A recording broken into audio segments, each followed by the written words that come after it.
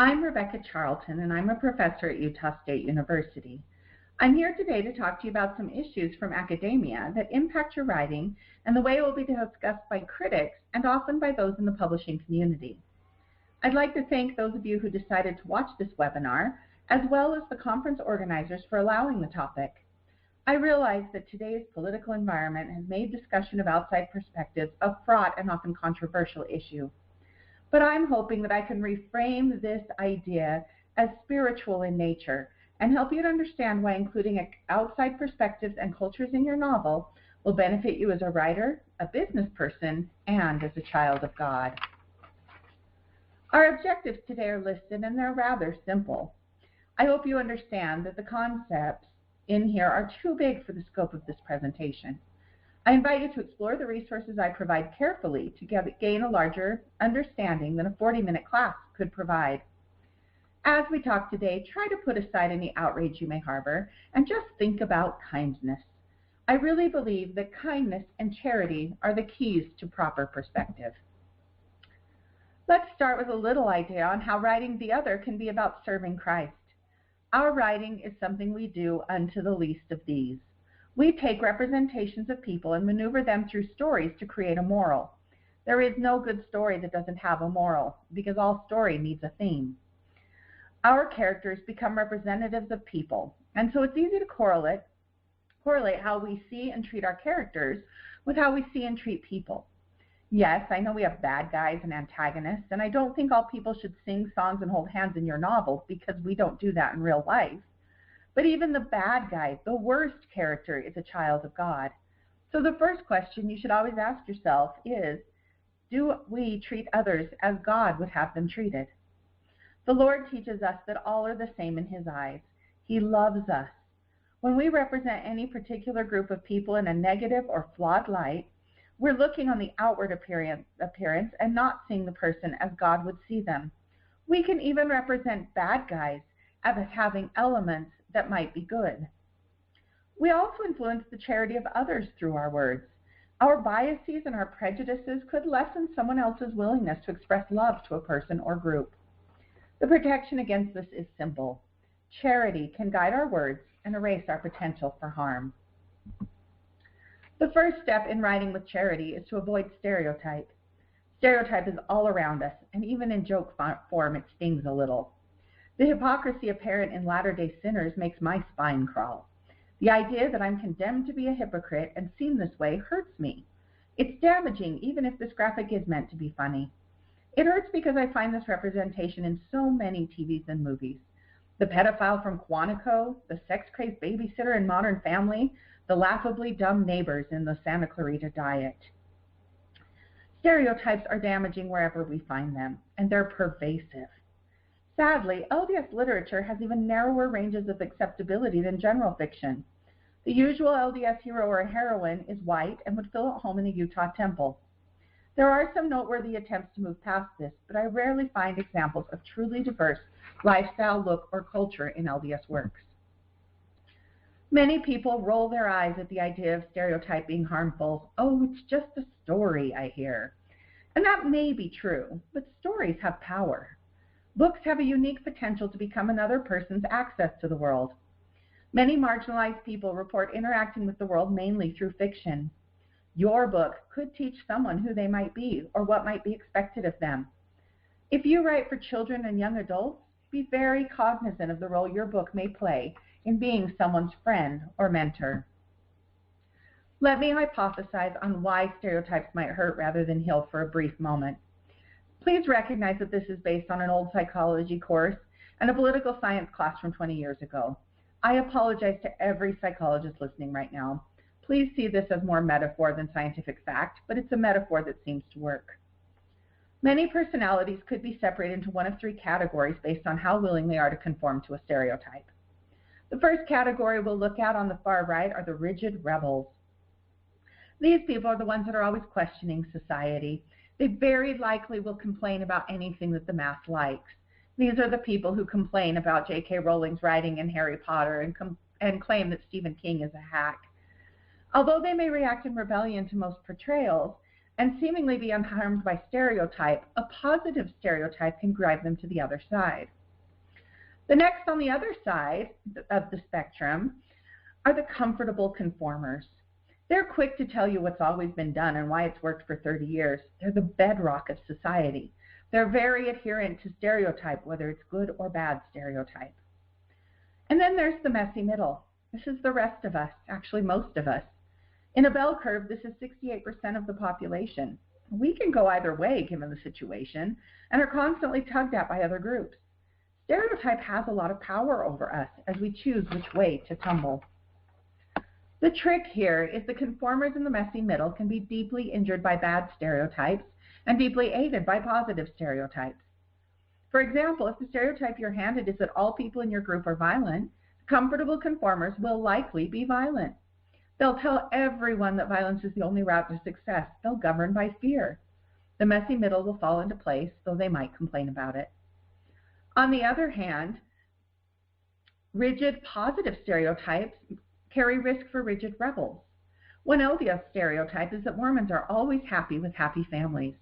Our rigid rebels pay a price for this stereotype. They may react in self-destructive ways and break free of those happy families. They may go out to great lengths to complain and to come across as being unhappy.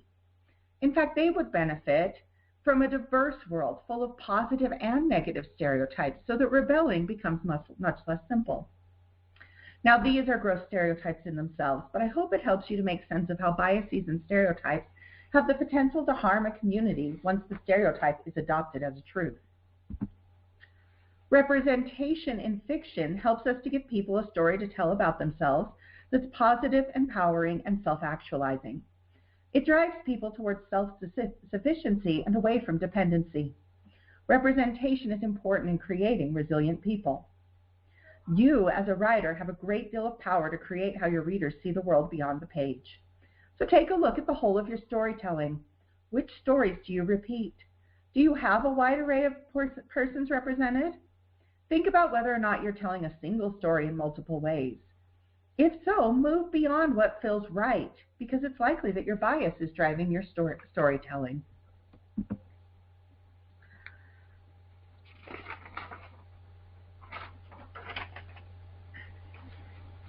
Bias is the basis of all of our world constructs and is hardwired before we finish grade school. Some constructs, such as racial trust, develop as early as age 3 and are remarkably stubborn. I've listed a few reasons why we often hold on to our bias and insist that our portrayal is truthful. Because bias is hardwired, you can always confirm it. This is called selection or confirmation bias, and your brain does it without your consent. Most of the time, though, we're blind to our bias. We cast race and character so seamlessly that we never notice our own prejudice. It feels right, so we move forward. So how do we find out what our biases may be? Since bias is a normal part of our psychology, it helps us to feel connected to groups that surround us and gives us a place to belong. But not all assumptions about people are positive. In fact, many people fall outside positive assumptions. For example, bias has been the means of personal and societal limitations for many. Another example of this is 70% of African Americans struggle to escape poverty. In order to explain this, I either have to accept that societal limitations exist or believe that there's something wrong with African Americans that keeps them trapped in poverty. The latter is an example of bias and likely racism. So what I've provided for you here are 2 websites that let you explore and discover your bias in safe ways. By doing so, you'll find out what groups you need to draw more carefully in your writing because you'll understand which direction your bias goes. As a word of caution, the first few days after you acknowledge a bias, you can feel out of sorts and uncomfortable. Your brain has to rewire itself to accept the new construct. You may feel angry at the person who pointed out your bias, in this case me. You may doubt my character, call me names, or call others names that mention that you might have a bias. These are all normal reactions. If you try to let your brain work out a new construct, you'll find one. You'll find one that more easily draws circles that are wider. It'll help you to be more charitable and to see more people as the children of God. But please don't judge yourself if that doesn't happen. Most people have to confront a bias many times before it begins to change. Now let's dive into the big four issues in literature. Again, I remind you that this is a simplified overview of concepts. Jabari Parker gave an interesting interview. He mentioned growing up in an all-black ward in Chicago and how that impacted his perception of the church. I was amazed. How many of us are writing worlds like that? How many of our worlds, on the other hand, are lily white? Well, even in my lily white ward, in real life, we have 4 families of color. I think of them every time I write a group because I don't want them invisible, lost in a sea of sameness that doesn't include them. Not seeing yourself in any story teaches invisibility and our lack of utility and powerlessness. As LDS people, we should think of every novel as a moment to share our belief that people are children of God. Since all persons belong to Him and all are given purpose, can we use our stories to help invisible people find a path towards the light? Can we make more space for people like Jabari Parker and the ward he grew up in? The best way to learn more about being a person of color is to make friends and have honest, real interactions. If that fails, the internet does have your back. YouTube is very useful, though I caution you to be careful and remember that persons who film themselves and put videos on YouTube may not be representative of all people, especially not of those who are introverted or a little shy. Another way that I like to get information is to read books with non-white protagonists that weren't written by white people. I also like to follow blogs, especially by people who are opinion leaders in the African American community. I would recommend that you follow some new Instagram and Twitter accounts. I personally love Twitter, well, usually, because people will be honest. I learn a lot about their inner workings and the things that might make a character tick. People are very willing in 140 characters to tell you their worst secrets. I will warn you that outrage seems to be a normalized part of U.S. African American culture right now. I choose to see this as glorious evidence of empowerment, but it can be difficult if your curtain of bias includes the idea that anger is harmful to society, or if it's difficult to separate your own experience of whiteness from the highly stereotyped version used to maintain outrage and political activation. It isn't fair. Stereotype never is. But I'm so grateful that Christ has promised us His light when our own fails. We can ask Him for charity at these challenging moments, especially when someone seems to be judging us. We all need to do more than that rather than feel outraged and cut people out. The last thing I'd encourage you to do is to understand the We Need Diverse Books and the Own Voices movement. It's pretty natural when you start diving into this topic to feel shut out of the publishing community, like your book has no place and your voice is undesired. But I had a conversation about this recently with an agent who said, even if I published every book on my desk by a person of color, the publishing houses would still be 70% white authors. So please don't fear a movement that likely won't impact you. It's frustrating to see own voices on every agent wish list if you're white, but there's still a place for your work in the world. If you use your voice to help champion others, I have a feeling Christ will bless you for it. The biggest problem with gender is that women are often relegated to powerless roles, even when they are the main character. Gender frequently falls into the always dead category. Women and transgendered in particular exist to be murdered. In LDS works, mom at home becomes the standard female trope, there to give advice and care but non-essential to the plot. Outside LDS literature, most women exist to have sex with powerful white men. Well, if all that fails, and maybe for a moment we get to participate in the plot until we get used for sex and victimization. So think about how you could activate your feminine characters. Does a woman make a crucial discovery at least once in your plot? But if you remove the woman, would your other characters' decisions or outcomes change at all? Could she be replaced by a really faithful dog? Are your females good at what you do? Probably the main thing I see when I receive works is really inept women at their jobs. If your woman could be replaced by a loving dog, or only exists in order to be a trophy, or simply to tell your hero that he is great and help him to move forward, then you haven't really drawn a complex woman. Lastly, I'd ask you to look at yourself and see if your female characters are truly unique. I once had a conversation with an author where I complained that I read the same LDS female character over and over. She said, "Oh, don't worry, mine is different. She writes music." Well, I'm afraid that's not really the definition of diversity. Diversity in hobby is not diversity. Diversity extends beyond hair color and body size, though I'd like to see more flexibility in body size in LDS works as well. Diversity means there are flaws, cultures, and people represented who are decidedly different from other women on the page. Now, I want to talk about men just for a moment before we leave gender behind. One male trope that often drives women into powerlessness is the Mel Mary Sue, who is based on a concept called toxic masculinity.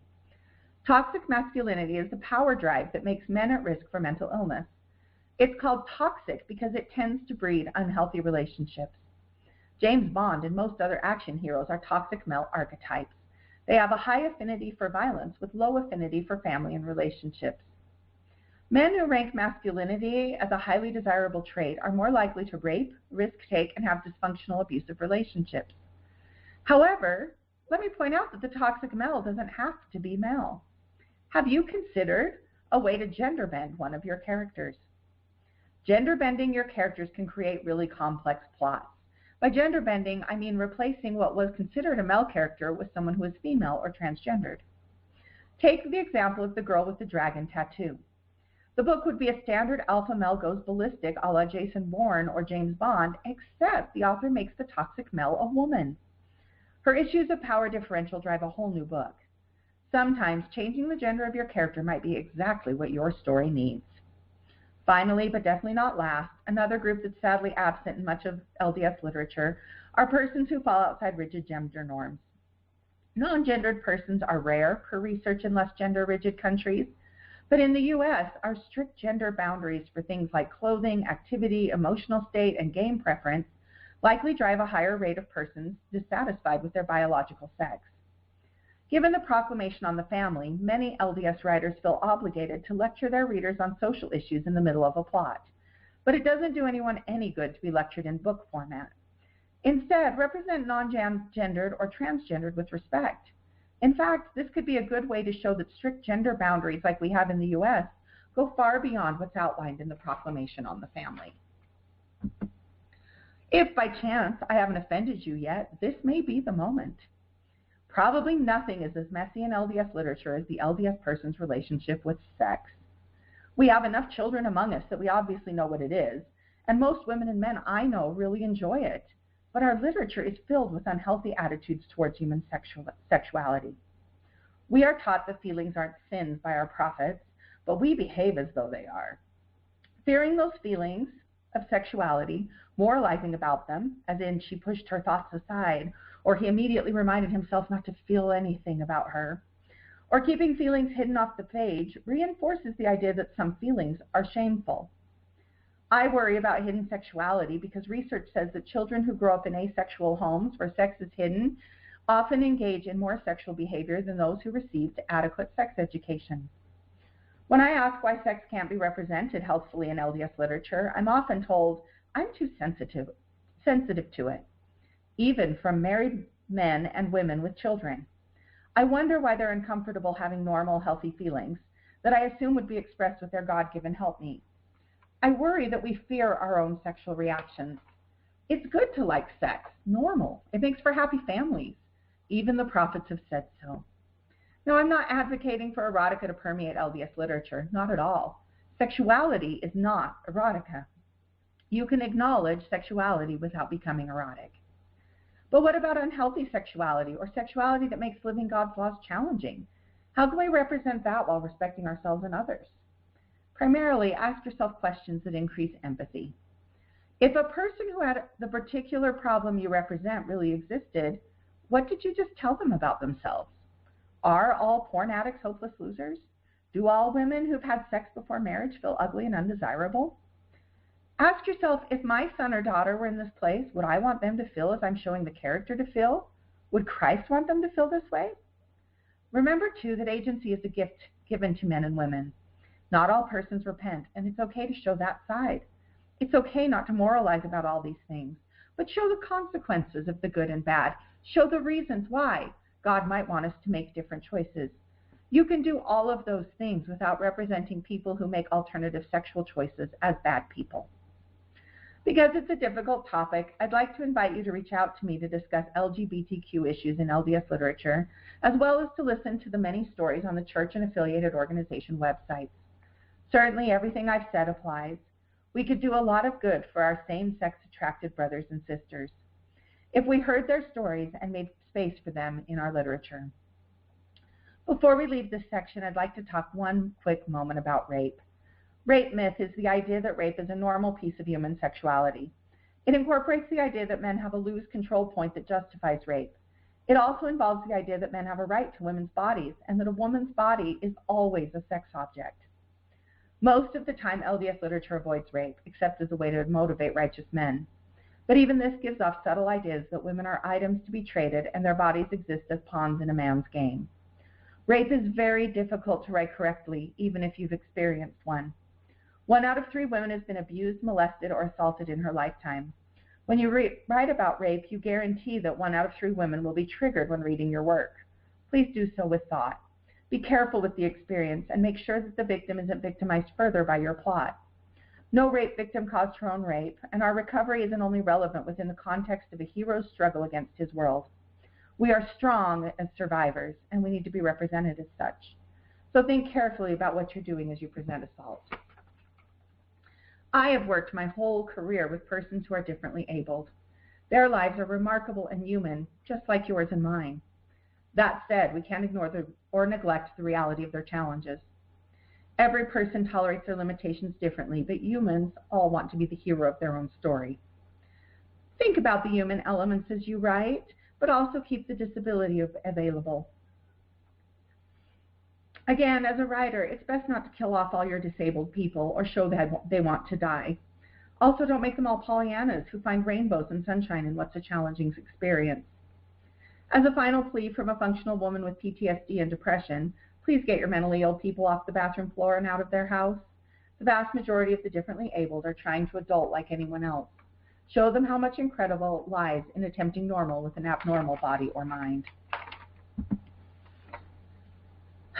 So at this point, a lot of people in these discussions either feel really frustrated or really outraged, and I'd like to congratulate you for not doing so. The very fact that you've made it this far in this presentation means that you're ready for this challenge. Trust yourself and your characters. You might make some mistakes.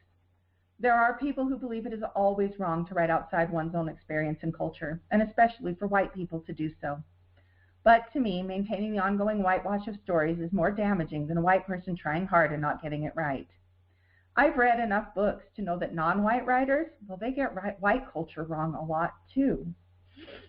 One way or the other, whatever your race, experience, or culture, it falls to you to tell the stories of the characters in your heads. Nobody else would ever be able to do it. You could give all of your best ideas to someone whose own voice might be represented, and they still couldn't do it as well as you can. Whoever those characters are, trust them. Trust that those characters were given to you for a reason, and it's for you to write. As soon as you do, though, write outside your comfort zone, the expectation will be that you'll fail. There will be criticism, and it's going to hurt. But wanting to avoid pain has never been a good reason to avoid doing something. In the end, to do the right thing, we have to stretch and grow and fall down sometimes.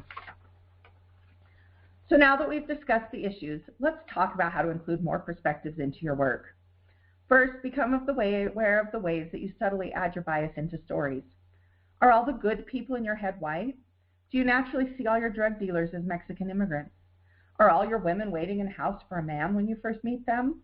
Do all your romantic heroines have cute smiles and bouncing hair?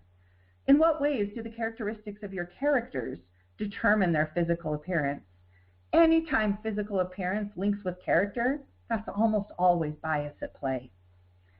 Second, avoid tokenism. No one exists in a vacuum. There isn't one black guy in your whole town who happens to be a felon. If you don't have a community of people, then you're with a lot of different characteristics, then your diverse character is probably a token and most likely a stereotype. You can use ratios and social science information to help you set up a realistic community. I use the following statistics when writing about America. 40% of my characters need to be non-white, 20% should be non-religious, and 10% need to be of a non-traditional gender or sexual identity.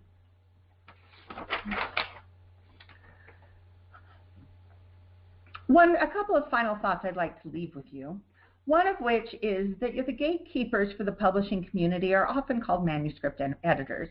They come after your agent, but before the editor with the publishing company. Now, most of these manuscript evaluators outside of Utah and the LDS community are going to be around age 24 and have attended college. What this means is that they are often very interested in issues of diversity and social justice.